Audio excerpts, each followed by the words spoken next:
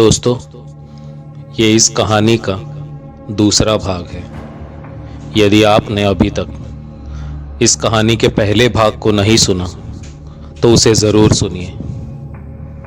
अब आगे।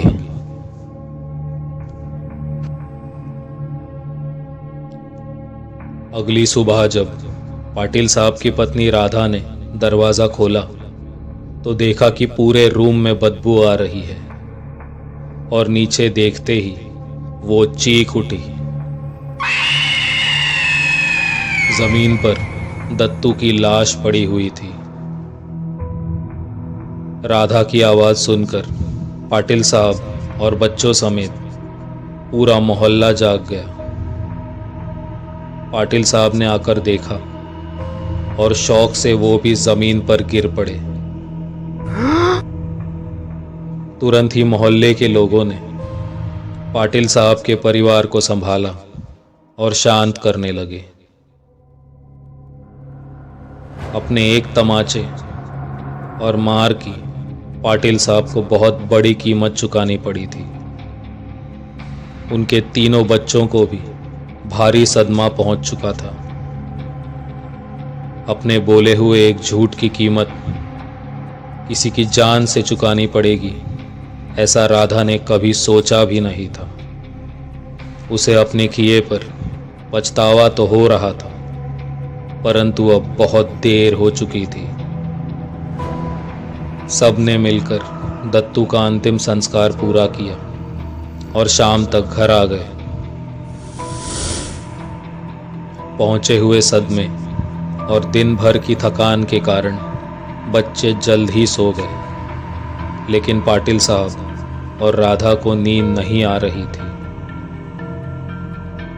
अगली सुबह 4 साढ़े 4 के करीब राधा ने वही मुर्गियों वाले कमरे का दरवाज़ा खोला और जो देखा तो उनके पिंजरे से सारी मुर्गियां गायब हो चुकी थी। उसने तुरंत ही पाटिल साहब को जगाया। पाटिल साहब भी ये देखकर हैरान हो गए और सोच में पड़ गए कि दरवाज़ा बंद होने के बावजूद 100 से भी अधिक मुर्गियां बिना आवाज़ किए गायब कैसे हो गई। तभी अचानक बाहर से किसी के चीखने की आवाज़ आई। सभी लोग घर से बाहर आ गए। घर का मुख्य दरवाज़ा खोलने पर जो सामने देखा वो नज़ारा बहुत ही भयानक था। पाटिल साहब के घर के ठीक सामने उनकी 100 मुर्गियों की लाशें पड़ी हुई थी और हर एक मुर्गी का सिर कटा हुआ था। ये देखकर राधा बेहोश हो गई। आसपास ये बात फैल गई और सारे लोग तरह तरह की बातें करने लग गए थे।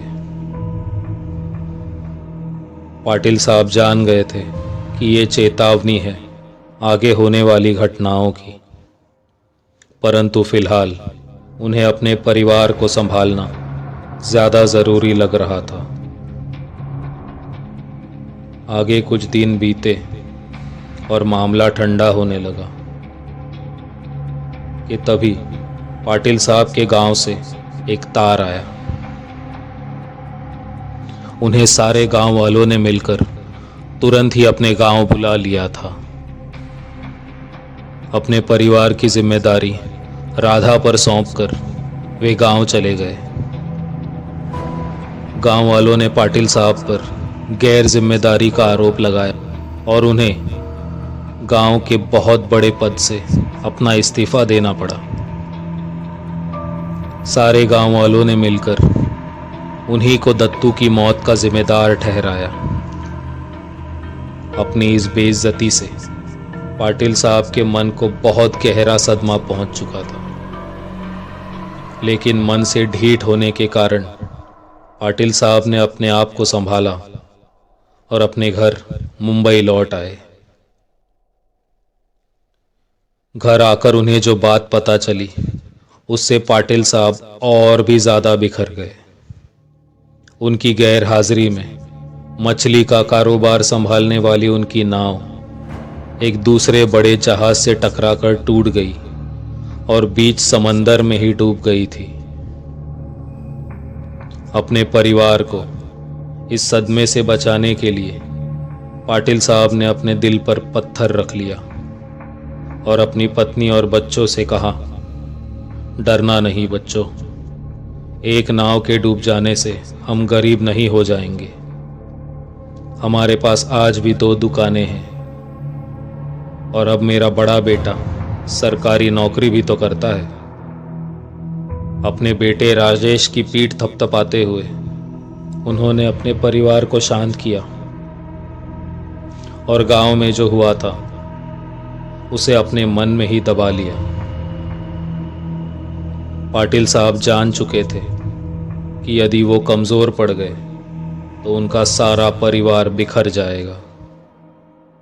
उन्होंने अगले दिन से अपना सारा ध्यान अपनी दोनों दुकानों पर केंद्रित कर दिया और ज़्यादा से ज़्यादा समय अपने परिवार के साथ बिताने लगे।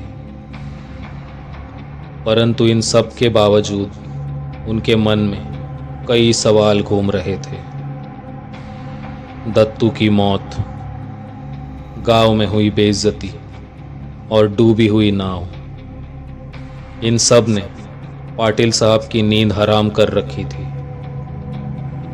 वे अचानक ही रात बेरात चीखते हुए नींद से जागने लगे और कई बार रात भर सो नहीं पाते थे।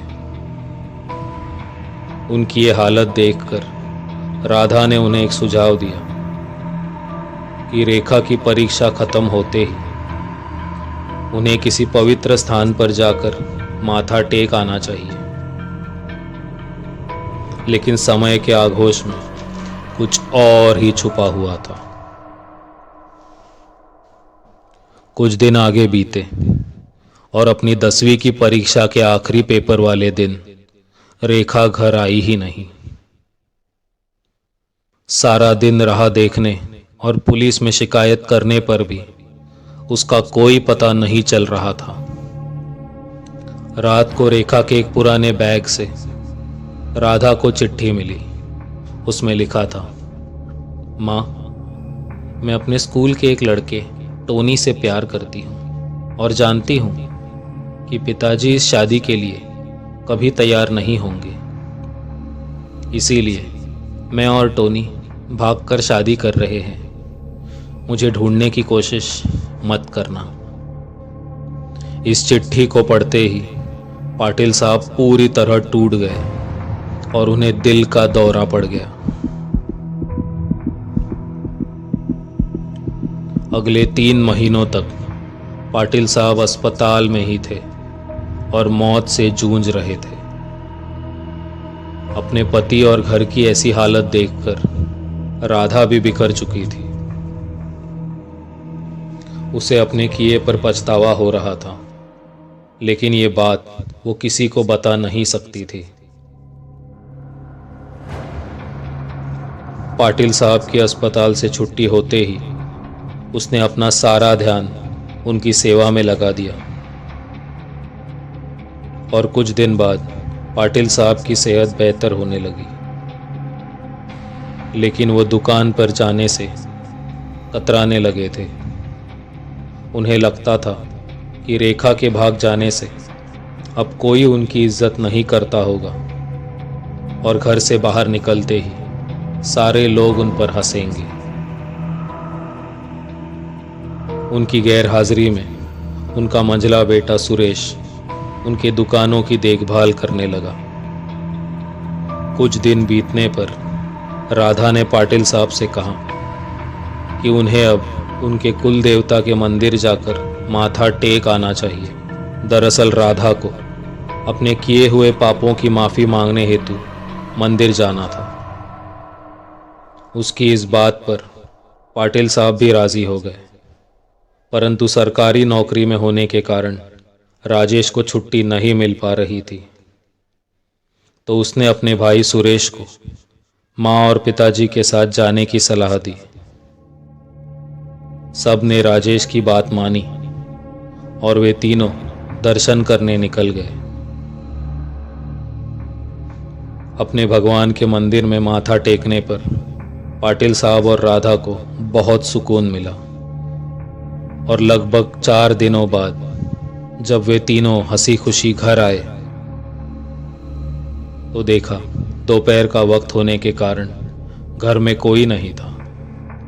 घर का दरवाज़ा खोलते ही अंदर एक अजीब सी बदबू फैल चुकी थी, लेकिन पता नहीं चल रहा था कि वो कहाँ से आ रही है। पाटिल साहब ने आखिरी रूम का दरवाज़ा खोला और उन्होंने वहाँ जो देखा वो नज़ारा मौत से भी भयानक था। उनके बड़े बेटे राजेश ने जहर खाकर आत्महत्या कर ली थी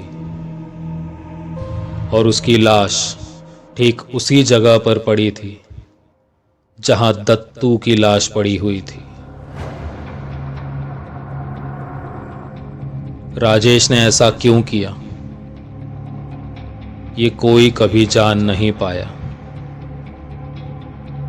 परंतु समय ने अपनी लाठी चला दी थी। इंसान चाहे कितना ही भाग ले, लेकिन अपने कर्मों से वो कभी भाग नहीं सकता।